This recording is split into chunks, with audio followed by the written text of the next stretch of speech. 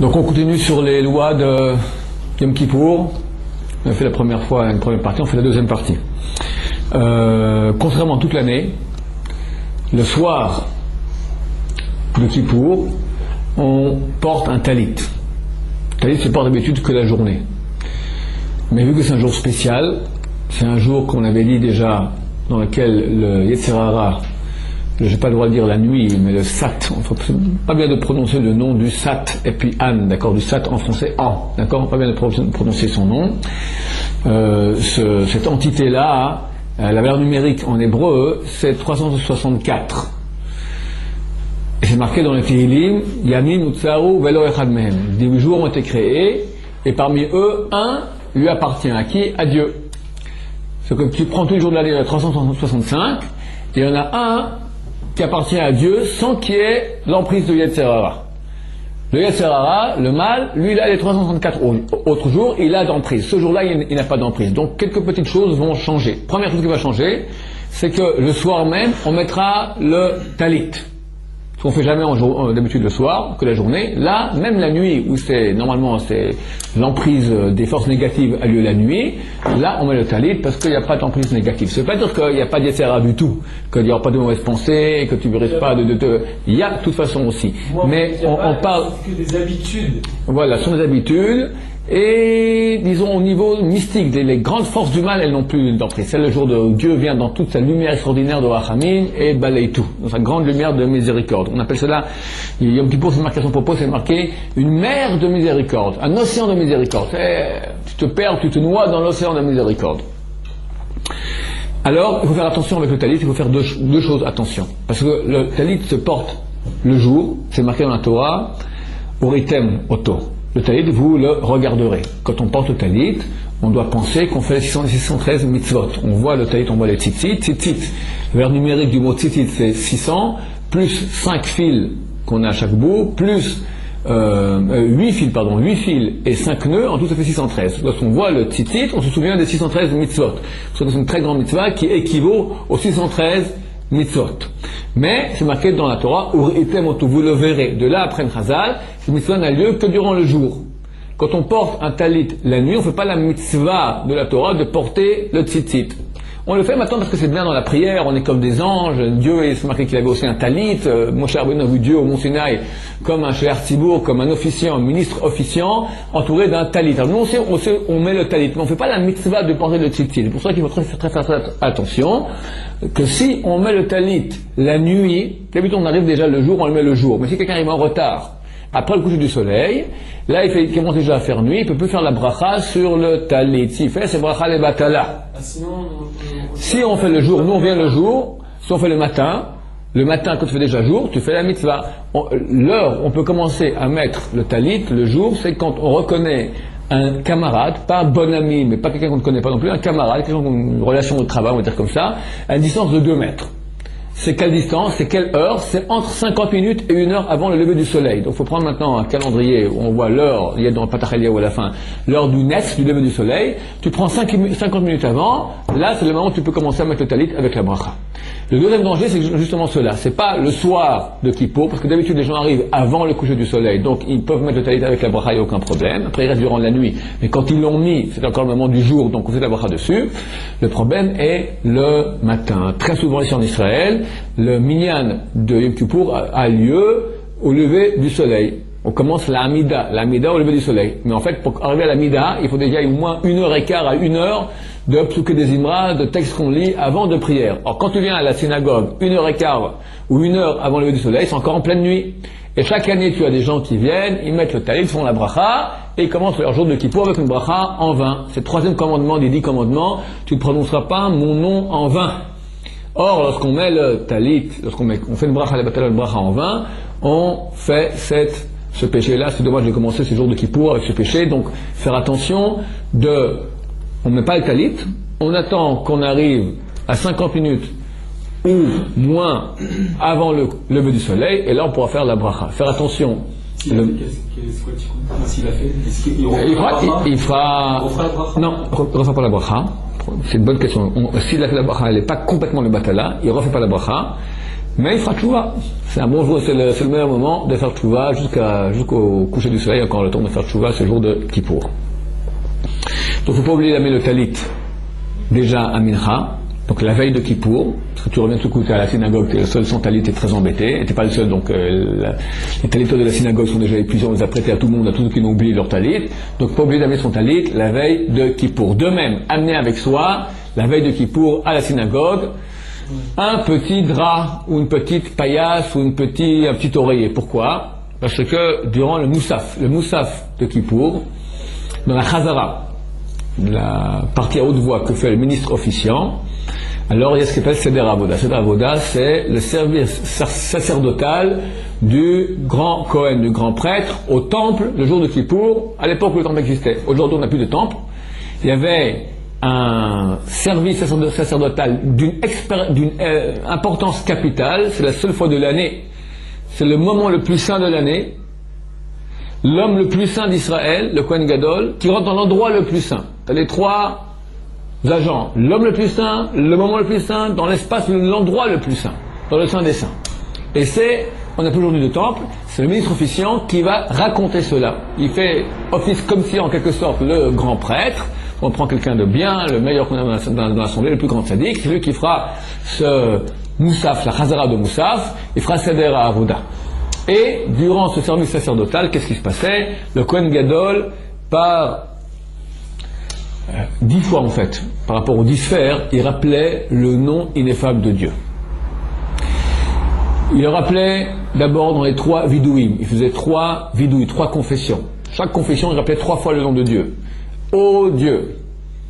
Après, au nom de Dieu, pardonne à ton peuple, comme il est marqué, car ce jour-là, Dieu vous purifiera. 3 fois prononcer le nom de Dieu. Mais il ne disait pas comme on dit Ado, et prononcer le nom de Dieu ineffable. Yud, et puis He, et puis Vav, et puis He. Avec un ikoud, avec des points différents. On peut dire Yud Ke Vav Ke. Donc on peut le dire en AAA, en AOI, en IOU, comme on veut.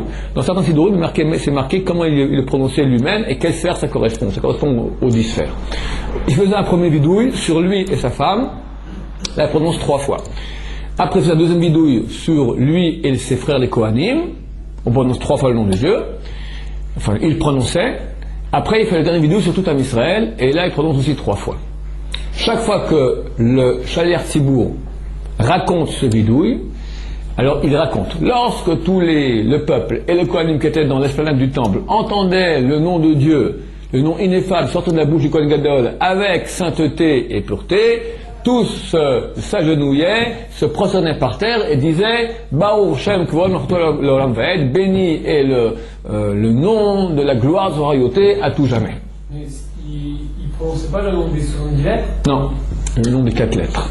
Il semblerait, d'après les Sidourim. On m'a toujours dit, et c'est là que même Jésus l'a noté sur son truc, et après il n'a pas oublié, c'est pour ça qu'il n'a pas oublié. Le nom des 72 lettres, il est marqué dans la Torah à un autre endroit, je te le dirai à l'occasion si tu veux, mais on ne connaît pas les points, d'accord? Je pensais qu'il avait le temps de le dire, c'est un nom beaucoup plus compliqué. Ce qui est marqué dans nos Sidourim en tout cas, c'est prononcé Yud Ke Vav Ke, c'est marqué avec quel point. Comme c'est marqué dans le Sidour aujourd'hui, c'est peut qu'il y a d'autres chitotes, d'autres avis qui disent différemment. C'est vrai, moi aussi j'ai entendu ça déjà dans ma vie, mais ce qui est marqué dans les Sidourim en tout cas, c'est Yud Ke Vav Ke, c'est marqué même avec quel point il le prononçait et quelle sphère ça correspondait. Maintenant donc le peuple se prosternait, et nous, lorsque le Shaliach Tzibour il dit et le peuple en entendant le nom ineffable sortir de la cour, etc., nous aussi on se prosterne par terre. On s'est prosterné 3 fois pour les 3 vidouim, plus une 4e fois. C'est la 10e fois que le Kohen Gadol prononçait le nom de Dieu. C'est quand il faisait le tirage au sort. Il y avait les 2 boucs. Un bouc était envoyé, l'Azazel, un bouc émissaire. L'autre était égorgé et le sang était aspergé dans le sein des saints. Donc il devait tirer au sort et il sortait une plaquette, la plaquette sur laquelle c'était marqué L'Hachem Chatat, à Dieu, sacrifice expiatoire. Khatat, sacrifice expiatoire. Il posait ça sur le bouc qui était destiné à être sacrifié à l'intérieur dans le sein des saints. Parce qu'il prononçait Hachem Khatat, pour Dieu, sacrifice expiatoire, disait le nom de Dieu de nouveau. Donc de nouveau aussi, tous les Kohanim et le peuple d'Israël qui était dans l'esplanade du temple, qui entendaient le nom de Dieu sortir avec sainteté et pureté de la bouche du Kohen Gadol, s'agenouillaient, se prosternaient par terre. Nous aussi on se prosterne. Donc en fait, durant la Chazara, la prière à haute voix de Moussaf que fait Charles Sibourg, 4 fois, nous prosternons à la synagogue Par terre, on s'agenouille complètement par terre. Face à terre. Il y a un problème. Il est interdit, d'après la Torah, de se positionner par terre sur un parterre de pierre, de dalles. C'était une avodah zara, une idolâtrie il y a quelques millénaires. C'est interdit encore aujourd'hui, pour cela qu'il est nécessaire d'amener à la synagogue un drap ou quelque chose, une serviette de bain, quoi que ce soit, que tu dérouleras un peu avant, et tu te prosternes par terre sur la serviette. Moi, je mets toujours un grand drap parce que personne ne pense à amener, et comme ça j'en fais pour 5-10 personnes, tout le monde est content, pour pouvoir profiter du drap. D'accord, on rend service, on fait un peu de recette en passant, le jour de Kippour. Et si c'est du parquet? Parquet en bois. Ça va. Ça va. Mais moi, j'ai jamais vu ça. En France, hein, ils font pas tellement ça. Ils en ils le font. Je sais pas comment ils font en France. C'est obligé de se consterner? On le fait, hein. Oh, c'est obligé. Ouais. Obligé. En France, j'ai jamais vu ça. Enfin, j'ai jamais vu ça. À Lyon. Profites-en. Tu peux une fois prosterner devant Dieu. C'est pas quelque chose de grand. Mais prosterner comme les Arabes.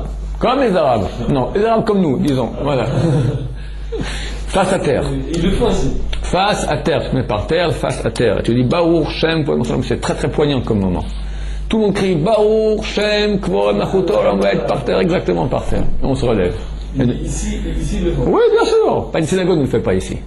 Pas une synagogue. Peut-être chez les réformés, je sais pas, mais les gens normaux, ils font. Ok? Donc, pas oublier d'amener le drap à la synagogue. Maintenant, on va parler un peu des Inouïm. Il y a 5 Inouïm, 5 tortures le jour de Kippour. Interdiction de manger, de boire, relation sexuelle avec sa femme, porter des chaussures de cuir, et une chose qui n'est pas actuelle, sika, c'est-à-dire s'enduire d'huile. À l'époque, ils faisaient des bains, après ils s'enduisaient d'huile, nous on ne fait pas ça aujourd'hui, mais c'est interdit aussi. Au niveau du manger, donc bien sûr, on ne peut pas manger, ni boire. Dans les cas où quelqu'un il doit boire ou manger pour des raisons médicales, il devra appeler un rabbin, une autorité compétente qui lui dira comment faire. Il devra boire beaucoup moins d'une certaine quantité, de façon allongée, continue, pour ne pas manger d'un coup. Quand on mange d'un coup, on boit d'un coup, là on peut transgresser l'interdit qui arrête de Yom Kippour. Alors on prend des petites quantités. Dans chaque cas, c'est pas soi-même qui décide, on appelle une autorité rabbinique compétente qui va voir avec un médecin qui, quoi, comment, et vous dira comment il faut faire. Les enfants. Les enfants de quel âge ils jeûnent? La Torah, ils n'ont pas obligé de jeûner du tout. Mais Rabbanan, on fait un décret que les enfants dès l'âge de 11 ans, que ce soit garçon ou fille, dès l'âge de 11 ans, doivent jeûner, si possible, la journée entière. En France, ils peuvent.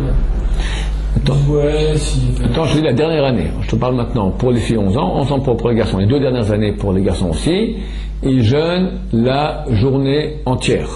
Obligé. Maintenant, en cas où on voit qu'ils ne peuvent pas, alors on leur donne à boire, on leur donne à manger, il n'y a pas de problème. Mais a priori, s'ils peuvent, la journée entière. Mishum Chinour, c'est une obligation des Rabbanan, Chinour d'éducation, qui s'habitue. Mais s'il ne peut pas, il voit, j'en peux plus, tout ça, tu lui donnes. C'est qu'une mise d'éducation. Avant, alors on va seulement l'éduquer à faire ta'anit sha'ot, c'est-à-dire une ta'anit de quelques heures. Le soir, il boit ni mange. Le matin, on lui donnera plus tard. Il mange à 7 heures, on le donne à 9 heures. Ou à 10 heures, en fonction de son âge. Faut pas. Tout cela dès l'âge de 9 ans. Avant 9 ans, même cela est interdit. Avant 9 ans, même le soir, même on lui donne à manger. Avant 9 ans, interdiction. Après 9 ans, des heures. Dès l'âge de 11 ans, le plus important, c'est l'année avant la bar mitzvah ou la bat mitzvah. Bat mitzvah, c'est 11 ans. Pour les garçons, c'est l'âge de 12 ans. Là, il y a déjà une mitzvah très importante d'essayer de faire le jeûne complet. Ok? Ça, c'est pour les enfants. Il est permis d'avaler sa propre salive. C'est bien de ne pas le faire. Mais j'avoue que c'est difficile, surtout quand on y pense. Quand tu n'y penses pas, ça va. Mais quand tu penses, tu ne peux pas avaler la salive, alors ça te fait plein de salive dans la bouche tout à coup. Tu ne sais plus quoi en faire. Alors, il ne faut pas le dire. Et surtout, il ne faut pas cracher à côté. D'accord? Ça, c'est pas de cracher à la synagogue. Bien que c'est marqué dans le Shulchan Aruch qu'on peut le faire, mais on ne le fait pas aujourd'hui. C'est pas à kavod. Chez toi, tu ne le fais pas, donc tu ne vas pas non plus à la synagogue. Tu cracheras dans ton mouchoir. D'accord? Ceux qui veulent. Maintenant, c'est pas obligatoire. Tout à fait permis, a priori, d'avaler sa propre salive. La majorité des gens normaux le font. Toucher de la nourriture, c'est interdit, de peur qu'on va la manger. Il est permis de toucher la nourriture s'il y a nécessité. Une mère qui doit maintenant préparer à manger pour ses enfants, pour le mari qui va à la synagogue affamé, il n'y a aucun problème, elle touche même ses mains sous l'eau, on n'a pas le droit de se laver Yom Kippour, ne peut pas se laver, même pas se laver le petit doigt. Mais s'il y a nécessité maintenant, parce que, ou bien on doit maintenant cuisiner comme j'ai dit, laver des légumes, ou bien parce qu'on était aux toilettes et les mains sont sales, parce qu'on est rentré dans les toilettes donc il faut se laver les mains, ou bien parce que, alors on va expliquer tout de suite qu'on se lave les mains que jusque là, que jusque la liaison des doigts avec la main. Aussi si quelqu'un touche ses chaussures, ou si il s'est gratté toutes les raisons qui autorisent de faire Netet Yadayim, c'est si on touche le cuir chevelu. Si on se gratte en se touchant le cuir chevelu. On veut dire juste en dessous la. Non, là aussi, si tu grattes, si tu touches. Alors, c'est bon, si tu grattes, tu touches le cuir chevelu et tu grattes, c'est gras comme ça, il y a de la crétine, on fait cela. Dans ce cas-là, il faut faire Netet Yadayim, il faut se laver les mains. Donc, on n'a pas le droit de continuer à prier ou à étudier la Torah si on a les mains ainsi, donc il permet à quiprour d'aller se laver les mains. Mais si c'est pour maintenant, simplement pour profiter de l'eau, c'est interdit. Ouais, si on touche les parties intérieures, etc., tout cela, il faut se laver les mains. Comme tous les cas normaux par lesquels on doit se laver les mains en chol, en jour profane, là on pourra se laver les mains aussi, s'il y a nécessité, à Yom Kippour aussi, pour rien, parce que c'est agréable quand tu jeûnes de te mettre les mains un peu sous l'eau comme ça rafraîchit, ça c'est interdit. Qu'est-ce qui se passe si quelqu'un il a une pollution nocturne la nuit de Kippour? Interdiction d'aller au mikvé. Ah ouais. Alors qu'est-ce qu'il fera? Il se lavera au même endroit, ou à sec, ou mouillé, juste l'endroit qui est nécessaire, parce qu'il est interdit d'avoir, si quelqu'un a du sperme sur soi, qui n'a pas séché, qui a une petite goutte de rien du tout, alors c'est complètement interdit. Toutes les paroles qu'il dit de Torah ne sont pas valables. S'il fait des brachas, c'est brachot de batala. Alors pourquoi il y en a un qui me dit, hier matin, il dit ouais, le Rav, il a dit qu'il fallait mieux aller à la prière le matin que d'abord aller au milieu, même si on a eu. J'ai dit, ce que j'ai dit, si quelqu'un a du sperme sur soi, bah oui. il a. Bah oui, quand tu t'essuies, tu peux faire une douche ici, tu te nettoies à l'endroit qui est pollué, t'es terminé. Je te parle pas mal. Il y a deux choses. Il y a la pureté de l'être. C'est bien si quelqu'un a une pollution nocturne, elle est au mikvé. Ça purifie. C'est pas bien. Je suis d'accord avec toi, donc c'est bien d'aller au mikvé pour cela. Yom Kippour, pas de mikvé. Interdit. Ah, qu'est-ce qu'on fait? On se lave. On ne se lave pas à la douche, on se lave l'endroit. Il y a une autre interdiction. Si quelqu'un maintenant, il se marie, il a une relation avec sa femme, d'accord? Il a un peu de sperme sur lui-même, il en a. Il va au mikvé, il est 1h du matin. Quoi mikvé? Il va s'habiller, le pauvre il va partir maintenant. Le lendemain matin, en attendant, il doit faire des brachot, il doit parler. À Shariatzar, n'importe quoi, il veut boire un coup, il veut manger une pizza, qu'est-ce que j'en sais, d'accord? Il va aller boire un pot. C'est pas celui-là. Alors, ce que je t'explique maintenant, c'est que si on a une goutte de sperme sur soi, qui n'est pas sèche, qui est encore humide, c'est comme avoir sur soi de l'excrément. Et toute parole Torah est interdite. Interdit de dire de la Torah, interdit de dire une bracha, interdit de tout cela. Alors, à Yom Kippour, qu'est-ce que tu fais? Tu t'essuies à sec avec un mouchoir, si c'est pas suffisant, à mouiller avec une douche. Pas entièrement, que l'endroit qui est sali. De même si tu as de l'urine qui a sauté sur ta main ou d'excréments, t'en as un peu, quelqu'un ici, il y a un morceau d'excrément qui est venu sur lui, tu peux se laver les mains à Yom Kippour. C'est simple, d'accord? Entre parenthèses, il est marqué dans la Gemara la chose suivante: celui qui a une pollution nocturne la nuit de Kippour, qui s'inquiète toute l'année, parce qu'il finira pas l'année. Et il mourra la même année. Et le Talmud continue, et s'il n'est pas mort cette année, alors il peut être très content. Pourquoi? Parce qu'il a tellement de mérite que c'est certain qu'il fait partie de Olam Haba. Il a part au monde futur. Parce que c'est impossible de finir l'année si tu as une pollution nocturne le jour de Kippour. Alors tout le monde vient affoler toujours, tu en as quelques centaines par année qui sont affolés, parce qu'évidemment sur une population de quelques milliers, tu en as toujours quelques centaines qui, boum, ça retombe le jour de Kippour, pollution nocturne. D'accord? Ceux qui mangent comme des fous la veille, donc ils sont tout gros, tout gras, et tout chaud, et tout excités à cause de Kippour, et ça rate jamais. Donc, qu'est-ce qui se passe? Tous les grands décisionnaires ont déjà expliqué aujourd'hui. Ce qui est marqué dans la Gemara est vrai, mais pour qui? Pour quelqu'un de pur. Quelqu'un qui n'a jamais eu, c'est une chose qui existe, figurez-vous, en tout cas existait un temps, aujourd'hui c'est très rare dans le monde français, quelqu'un qui n'a jamais eu de sa vie de pensée de femme. N'a jamais regardé une fois une femme de façon interdite. Cet homme-là, il est pur. Comment se fait-il que maintenant, la nuit de Kippour, il arrive une chose pareille, pollution nocturne? C'est un signe du ciel qu'on refuse sa tchouva. Donc il a lieu de s'inquiéter beaucoup. Il ne finira pas son année normalement. Et s'il a fini, c'est qu'il a tellement de mérite qu'il n'a pas au monde futur. Mais nous aujourd'hui, qui sommes complètement pollués, la tête polluée de pensées, de regards, de publicité, de bonnes femmes partout, qu'est-ce qui se passe? disent même, les tapeurs déjà écrit. Il a dit, même si tu as regardé une femme il y a 10 ans, tu as attiré sur toi un esprit d'impureté qui reste en toi et qui s'annule, se dégage par une pollution nocturne. Il se peut que tu as eu il y a 10 ans une fois tu as regardé une fille, et aujourd'hui, Yom de Kippour, la pollution nocturne a lieu à cause de cette fille que tu as regardée il y a 10 ans. Dieu ne fasse pas ça. Pardon? Dieu ne fasse pas ça, le kippour précédent, il n'a pas eu d'échec facile. Si il y a eu tchouva, oui. Si il y a eu tchouva, alors prendre, pas il y a 10 ans, il y a 10 mois. Après Kippour, d'accord? Pour un Français moyen, s'il tient 10 minutes à Paris, c'est déjà bien, d'accord? C'est difficile. Donc, pas lieu de s'inquiéter. C'est normal, beaucoup de gens ont des positions nocturnes le jour de Kippour, c'est pas agréable, ça la fout mal en bon français, mais il n'y a pas lieu de s'inquiéter, il finira son année de Hashem normalement, qu'il aille s'essuyer comme j'ai dit, et il continue tout normalement. Qui pleure, c'est une bonne chouva.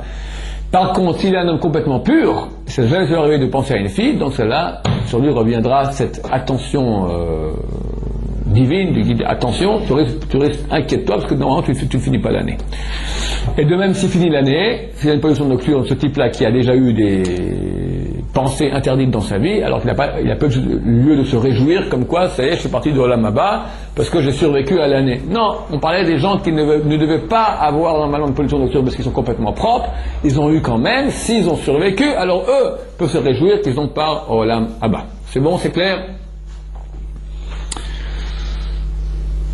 Encore avant la pollution nocturne, j'étais encore en train de parler de la nourriture. Faire attention, donc on n'a pas le droit de toucher la nourriture, attention d'éloigner du lit les verres d'eau, les carafes d'eau, les bouteilles d'eau, et autre chose du même genre. Des gens qui sont assoiffés la nuit, ils aiment bien boire durant la nuit, et ils risquent d'oublier. Je connais un cas, quelqu'un qui s'est levé au milieu de la nuit, le matin il m'a dit, cette nuit je me suis levé au milieu de la nuit, je vais au frigo, je vais au frigo, j'ai bu un bon coup, après je me suis souvenu que c'était Yom Kippour. D'accord? Terrible, c'est sur carré. Donc faire attention d'éloigner de sa table de chevet toute nourriture, toute boisson qu'on serait susceptible de boire lorsque nous sommes un peu endormis et inconscients de la grandeur du jour.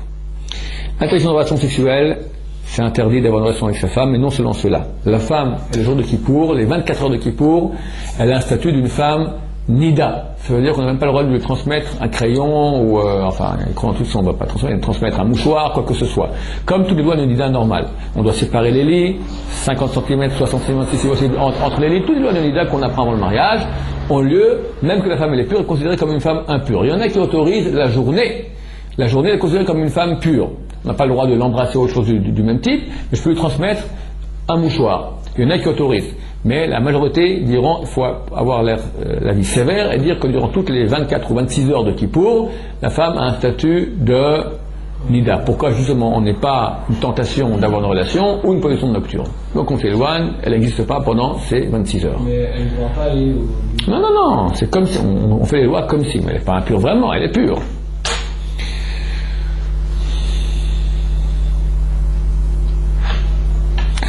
Porter des chaussures. Donc on ne porte pas de chaussures de cuir, même partiellement de cuir, le jour de Kippour. Bien qu'aujourd'hui nous avons des baskets qui sont bien plus agréables que des chaussures en cuir, néanmoins le décret de Chazal est sur les chaussures de cuir précisément. Le reste est permis. Vu qu'on ne porte pas de chaussures de cuir et que la chaussure en elle-même elle est de cuir, c'est-à-dire que le prototype de la chaussure c'est du cuir, qu'on ne porte pas de chaussures, donc on ne fera pas la bracha le matin. Dans les Birkot HaShachar, on ne fera pas la bracha. Qui m'a fait tout ce dont j'ai besoin, et ça a été institué à propos du port des chaussures. Il y a 2 jours durant l'année où on ne fait pas cette bracha, ça Tisha B'Av, et Yom Kippour, on ne porte pas de chaussures de cuir. Donc on ne fera pas cette bracha. Si quelqu'un par erreur il a fait la bracha, qu'il ne soit pas trop attristé, certains avis disent que c'est pas si grave, parce que la bracha n'est pas sur si aujourd'hui ou pas tu portes, c'est sur le fait général que Dieu a créé dans le monde la notion de chaussure qui nous permet de ne pas marcher pieds nus par terre.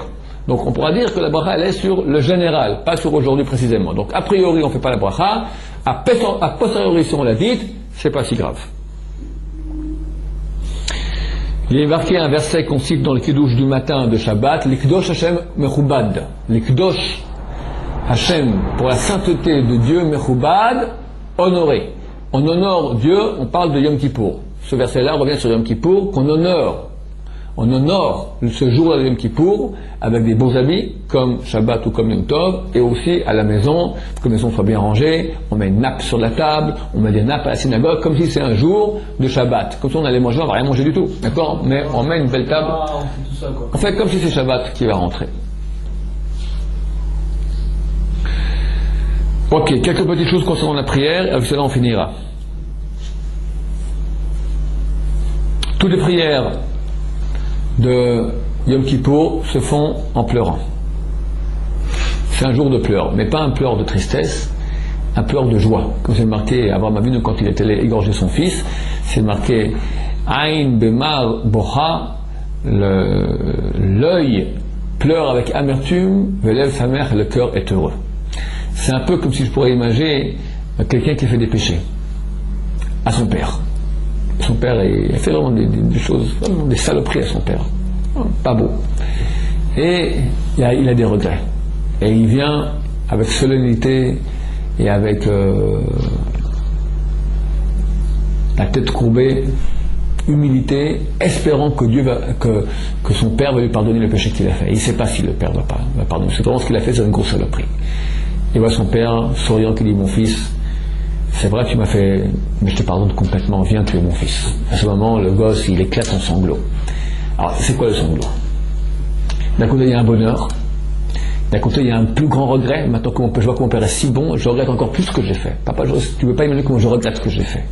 Ça, c'est la notion de sanglot qu'il y a à Yom Kippour. C'est une proximité de Dieu tellement grande qui nous fait nous rendre compte à quel point ce qu'on a fait, c'était mauvais, on était à côté de la plaque, on était hors de ce qu'il fallait. Mais qu'il y a un bonheur dans le pleur. C'est ça la notion de tchouva, du pleur à Yom Kippour. On est triste de ce qu'on a fait, mais on est tellement heureux d'être bercé dans les bras de Dieu. Si on n'arrive pas à pleurer, hélas, alors il y en a qui disent qu'il faut pleurer sur notre âme qui n'est pas capable de pleurer, mais au moins, si tu n'es pas capable de pleurer sur tes péchés, pleure sur toi-même qui n'est pas capable de pleurer.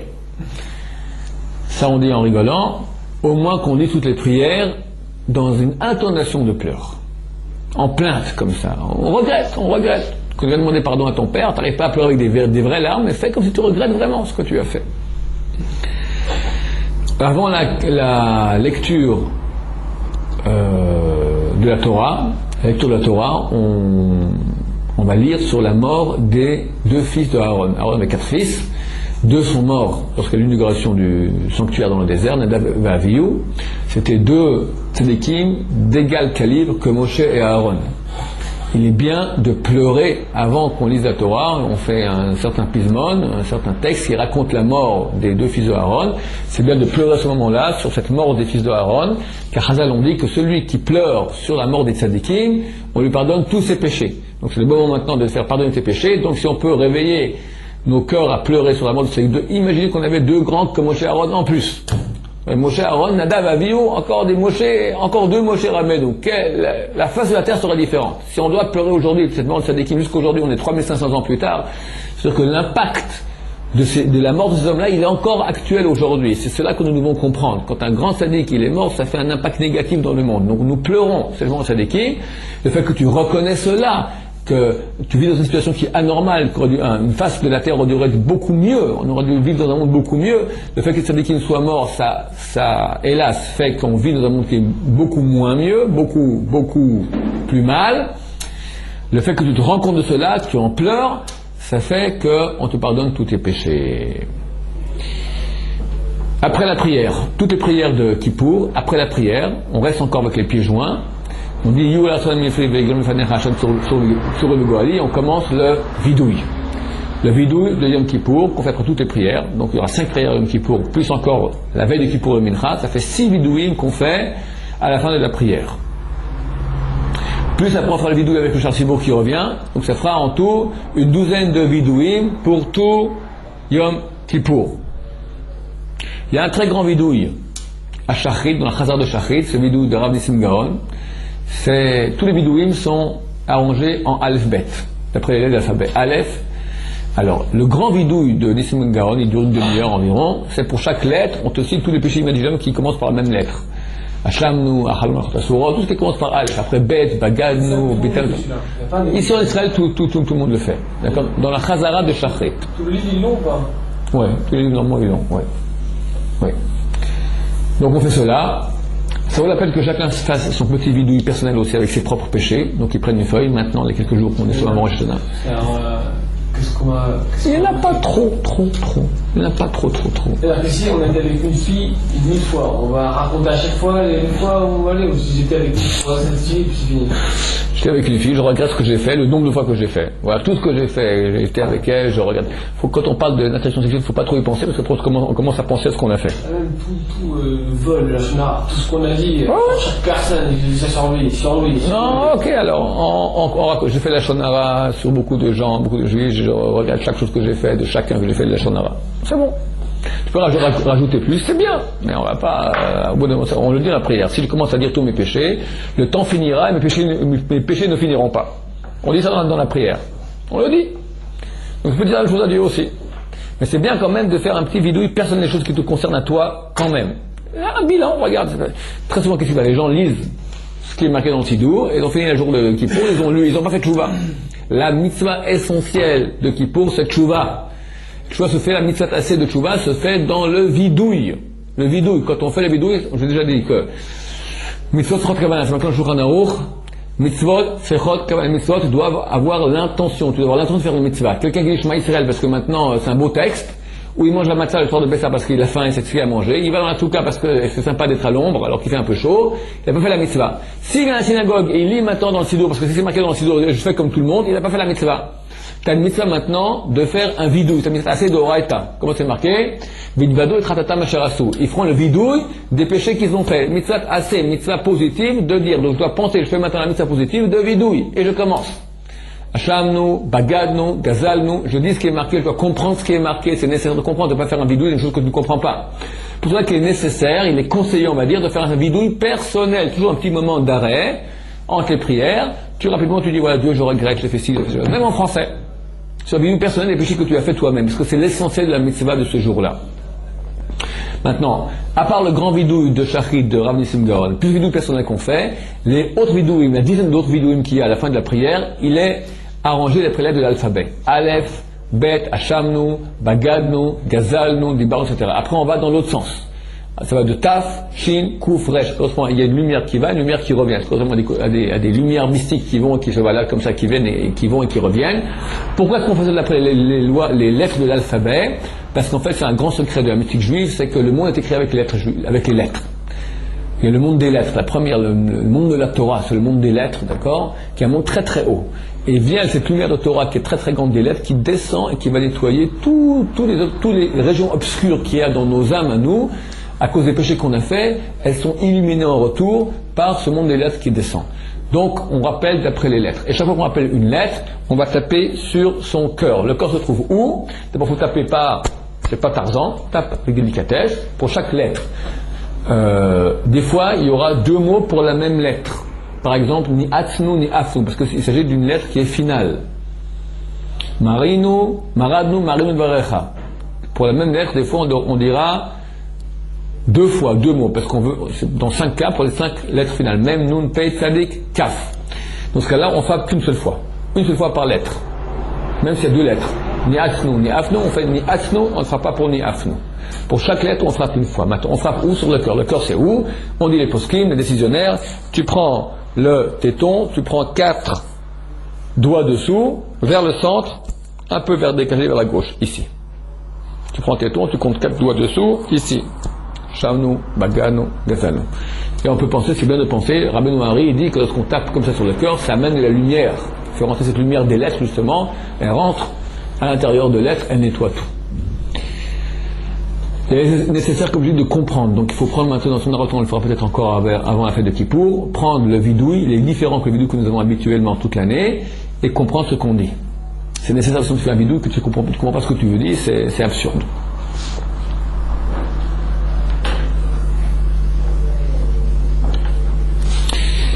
Vu qu'il n'y a pas de force négative le jour de Kippour, il y a une phrase que nous disons toute l'année à voix basse. Parce qu'on ne peut pas aller la dire à voix haute, parce que les forces négatives nous empêchent. C'est le verset qui vient après Shema Yisrael. On dit Shema Yisrael, Shem Elokeinu Shem Echad.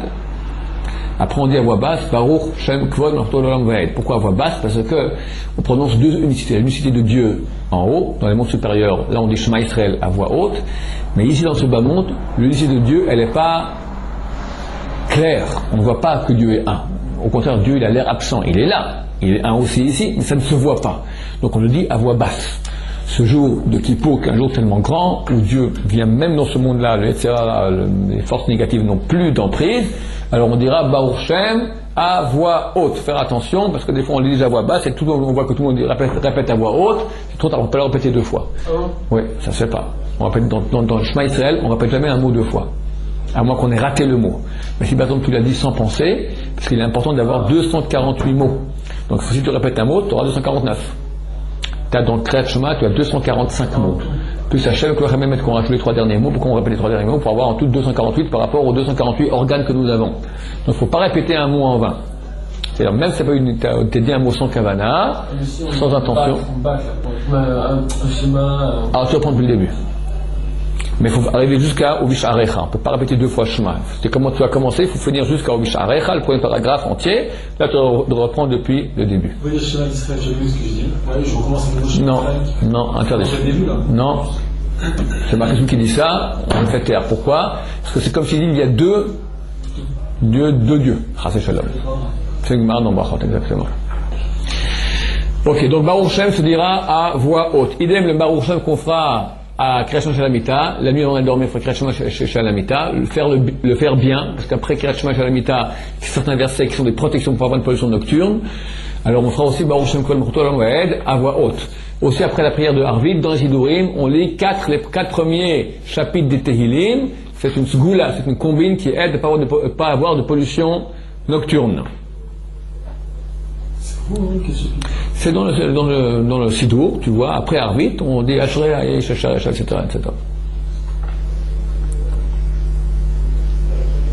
Et si on n'a pas l'habitude de faire Kriyat Shema à l'État? On l'apprend, mon cher ami. C'est marqué. Il est long aussi. Il est court. Il est long. Il est court. Il est normal, tu sais que Mais c'est bon. Écoute, ça prend grand maximum 5 minutes. Maintenant, c'est marqué. D'abord, ça te protège la nuit. De pollution nocturne, de pensée, de mauvais rêves. Ensuite, c'est marqué que tu fais bien Kriyat Shema avec Havana, tu peux détruire jusqu'à 1452 démons créés d'interdiction sexuelle. Ok.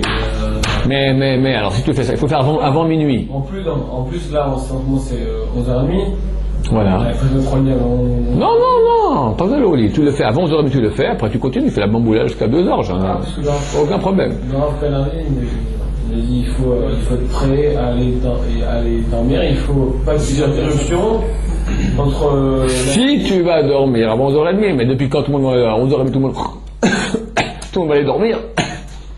Il y a un mariage, on va tout ça, 11h30, tac, tout le monde se prend une oreille, on va aller dormir. Non, tu as un mariage, tu te mets de côté, Shema Israël, tu fais ce qu'il faut, Shema Israël. En tout cas, Shema Israël jusqu'à la fin, d'accord? Ça, c'est l'essentiel de faire, et Baruch HaMapil. Faire ça avant minuit, parce que le grand tikkun, il est avant minuit. Baruch HaMapil, c'est un petit texte comme ça. Ouais. Pas dire après tout le reste qu'il y a, tout le genre de phrases. Ça, toutes ces phrases bizarres, c'est des trucs de protection. Ça vaut la peine de le faire aussi. Ça, c'est quand tu vas dormir. Ah, c'est bon. On est fatigué, on va aller comme ça. C'est pour ça que tu répares beaucoup, mon cher ami. Tu vois, on répare comme ça facilement. Quand on peut plus, t'es comme, qui va dormir? On est tous à moitié de là-haut déjà quand on va dormir. Là, tu vas avec Kavana, tu détruis. Ça vaut la peine. Ton âme, elle va autre part. Tu comprends? Ton âme, elle part autre part. Est-ce qu'il faut le refaire si on l'a fait avant 11h30? Est-ce qu'il faut le refaire? C'est bien, on ne fera pas la même chose. Ça s'appelle pas Kriyat Shema Shalamita, ça s'appelle s'endormir en parole de Torah. Alors, tu peux prendre autre chose, prendre des Mishayot, des Zohar, ce que tu veux, dire par cœur ce que tu veux. C'est bien de dire Shema Israël. S'endormir en parole de Torah. C'est pas mon Kriyat Shema Shalamita. Le vrai Kriyat Shema Shalamita, il se fait, si possible, si on va dormir avant 11h30, enfin à minuit, aujourd'hui c'est 11h30, le minuit juif. Alors si on va dormir avant, tu le fais avant d'aller dormir. Si tu vas dormir après minuit, tu le fais avant minuit quand même. Et après tu diras ou bien Kriyat Shema ou autre texte, histoire de s'endormir en parole de Torah. Ok messieurs, je crois qu'on a fini pour Yom Kippour.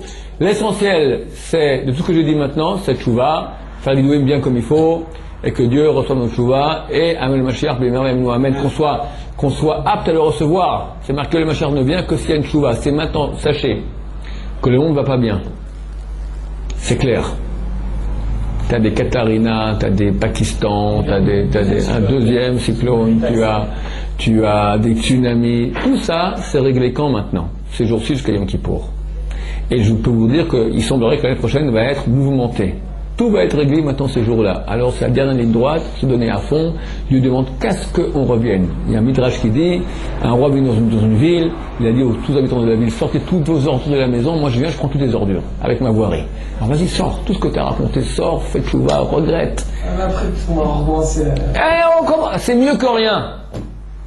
C'est mieux que rien. Et le parti, tu vas pas recommencer. Ils partent. Ok, alors c'est déjà bien. Dieu ne demande pas. Tu es un certain homme, tu n'es pas celui qui porte, tu es quelqu'un d'autre. Tu n'es pas une métamorphose. Dieu veut qu'on avance. Alors on regrette, on avance. C'est ce que Dieu veut. Baruch Adonai, l'olam amen.